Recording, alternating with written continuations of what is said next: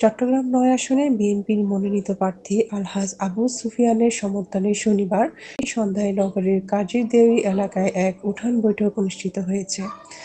চট্টগ্রাম ৯ নির্বাচনী আসনের আওতাধীন বিভিন্ন ওয়ার্ডের গণ্যমান্য ব্যক্তি ও মুরব্বীদের অংশগ্রহণে এ বৈঠকের আয়োজন করা হয়।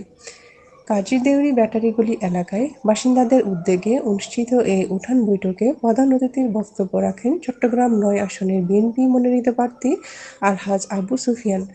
প্রধান বক্তা হিসেবে বক্তব্য রাখেন মোহাম্মদ আবুল হাশেম বক্কর।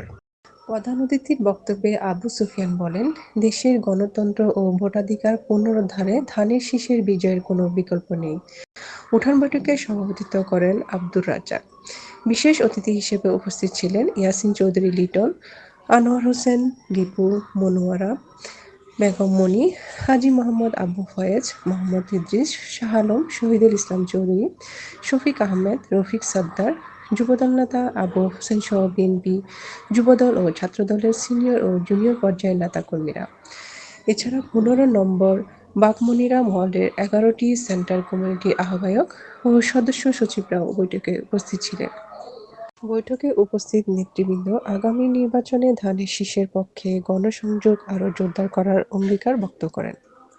নিউজ ডেস্ক, আমার বাংলা টিভি, চট্টগ্রাম।